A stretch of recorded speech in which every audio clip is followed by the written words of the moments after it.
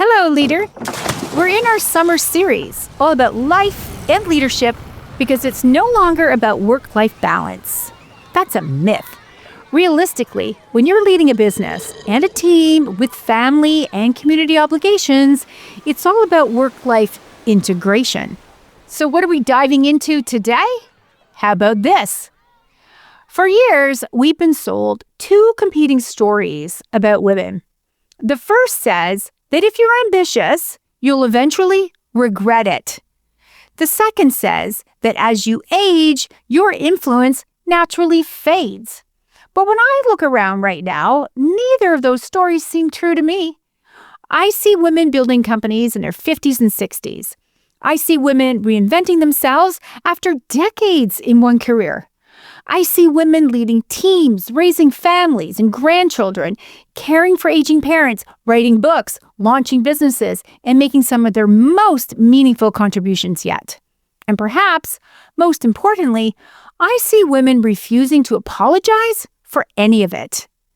Today, I want to talk about 6 women who are teaching us something important right now. Not because they're perfect or because they've escaped sacrifice, but because they stayed in the arena long enough to earn a kind of wisdom that only experience can provide. Let's go. Welcome to the Stacking Your Team podcast, smart leadership for women who mean business. If your business has grown and your team has grown, but it still feels like too much depends on you, this is your podcast. I'm your host, Shelli Warren. Each week, you'll get practical leadership strategies to help you build leaders, create more accountability across your whole team, and stop being the default decision maker in your business. Because your business should be able to grow without requiring more of you. So let's get to it with this reminder. The team that got you here may not be the team that will get you there. Let's go. Did you see The Devil Wears Prada 2 yet? My daughter and I celebrated an early Mother's Day by going to the movie, splurging on those comfy, private heated seats, and then out for a lovely dinner afterwards. There were many great moments in the movie, not to mention the fashion. But that scene near the end, in the car with Miranda and Andy, stuck with me. Let me bring you back to it. Miranda says to Andy about the book that Andy had just secured a contract to write about here. Here's what she says. You should write it. You should keep all the juicy bits in. How impatient I am, how demanding and impervious, and how much of my children's lives I missed. Just put it all in there because people should know there's a cost. But boy, I love working. I really do. Don't you? I just love it. Now, what makes that scene especially powerful is that Meryl Streep reportedly improvised the line, I love working. I really do. Don't you? Now, recently, I was listening to one of my favorite podcasts, On with Kara Swisher. Now, she had invited the screenwriter, Aline Brosh McKenna, and the director, David Frankel, to talk about the film. And did you know Kara actually has a little cameo in it? She's great. At the end of the show, Kara asks the question, does success still require great sacrifice? Now, David weighed in on this, and then Aline. Now, she shared about her first work trip after her second child was born. It was the table read for the original Devil Wears Prada movie in New York that happened to coincide with her youngest first day of preschool. Wow, could I relate? That's exactly my experience. Well, not the table read for a multi-million-dollar movie, but I did miss my daughter's first day of kindergarten for an out-of-country trip for those billion-dollar brand projects at my corporate job. And a big reason why I wrote my new kids' book, Mom's Going on a Business Trip. Love doesn't fit in a suitcase, it stays in our hearts. You can get your copy with the link that's in the show notes or pop over to momisgoingonabusinesstrip.com. But back to Aileen. She shared that her son was just fine without her. So was my daughter, by the way. And in fact, kids can learn to be very okay with other family members or friends stepping in to care for them while mom is away. So when Meryl Streep improvised by saying, "I love working, I really do, don't you?" what was really happening was that as a mother and one of the most accomplished actresses of our time, she wanted to reflect something many women feel but rarely say out loud. It is possible to love your family deeply and love your work deeply. These two things can exist at the same time. And that got me thinking about the women who are teaching me something right now. Not necessarily the newest voices that are out there, or even the loudest voices, but women who have spent years building careers, businesses, families, and lives that have given them perspective.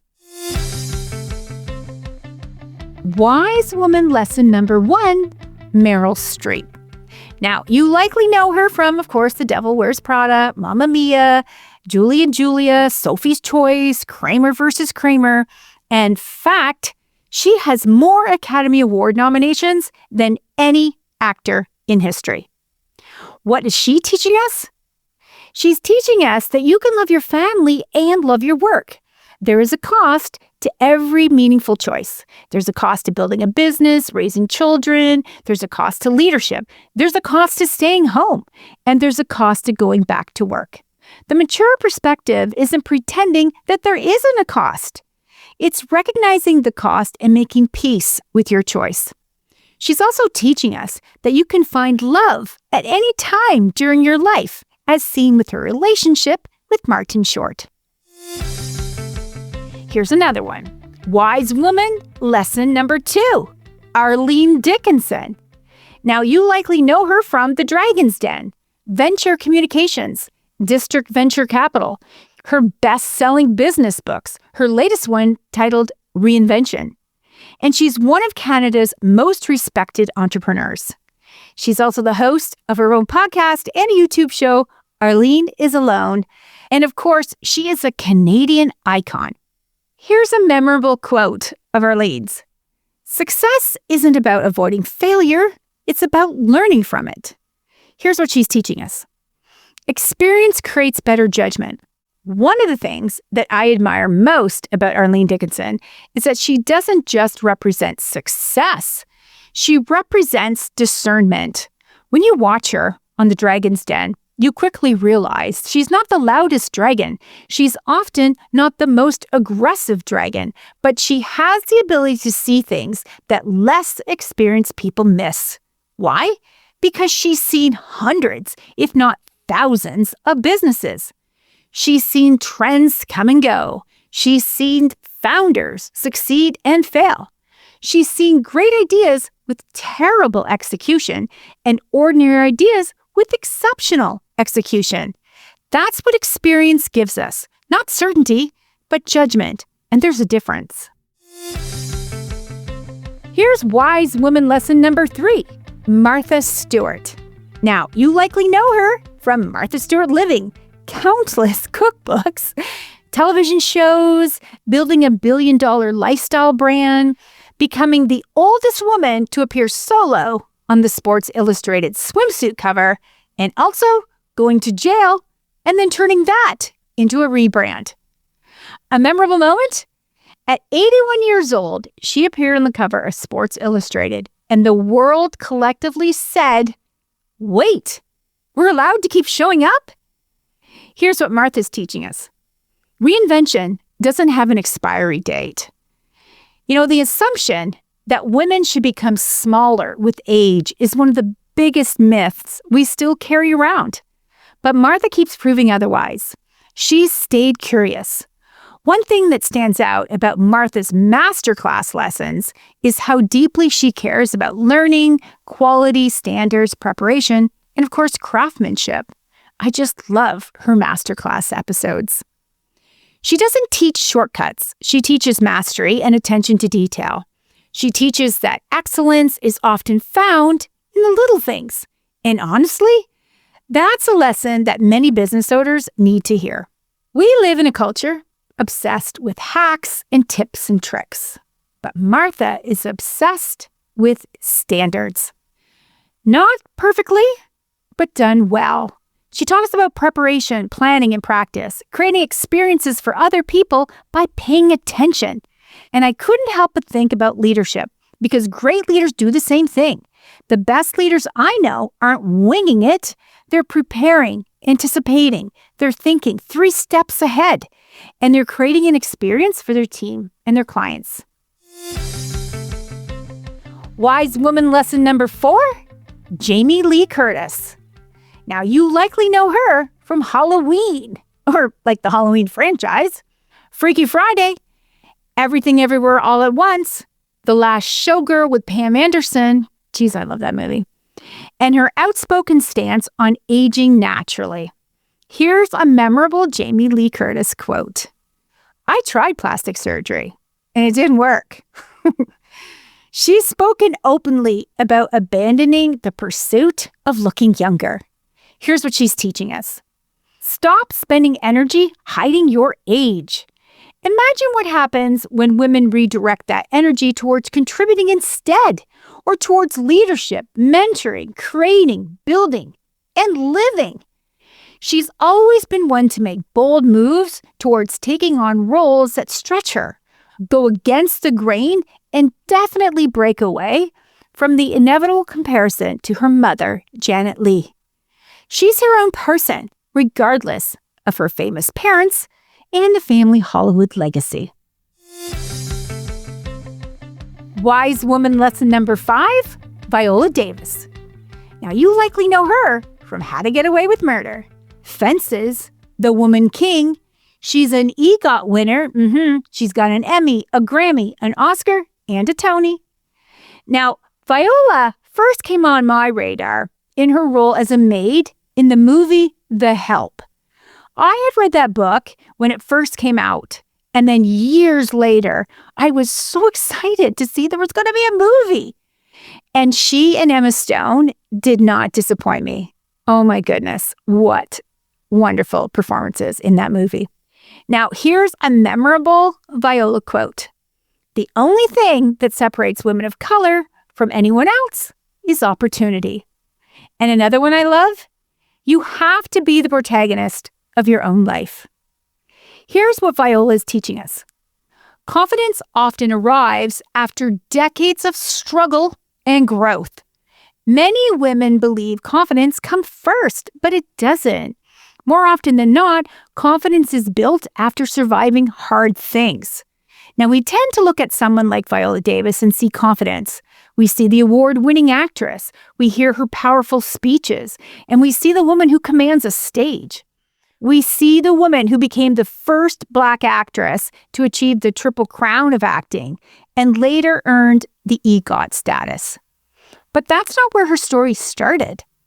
It's her honesty about what came before all the hype.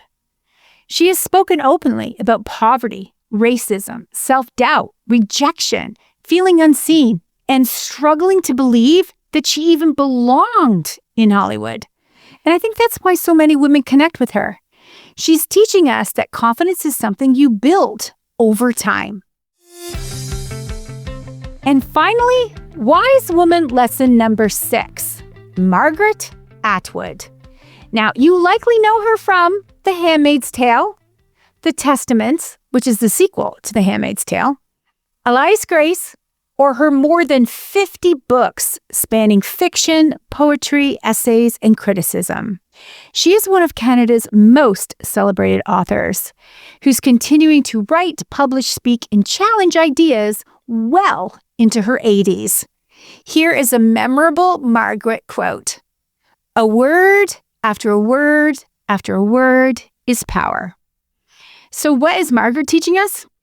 She's teaching us that your voice becomes more valuable with experience. Margaret Atwood didn't spend decades developing wisdom only to become silent. She continues to write, to challenge, to question, and to contribute. Because experience deserves a microphone. What I admire most about Margaret Atwood isn't simply that she's talented. It's that she never seems to have accepted the idea that aging requires silence. She didn't spend decades accumulating wisdom only to step aside from important conversations. And if you've ever watched her being interviewed, oh my goodness, it's a masterclass in how to artfully get your point across and never, ever, ever take any guff from anyone. And truth be told, I tried reading The Handmaid's Tale when I was in my early 20s, and I couldn't do it. It freaked me out. Yet decades later, when it was announced that it was to become a series and Margaret was overseeing it, I was in, and then I was hooked. And I'm sure you were too. Margaret is teaching us not to shrink. I think many women receive subtle messages as they age to, be agreeable. Don't take up too much space. Don't be too opinionated.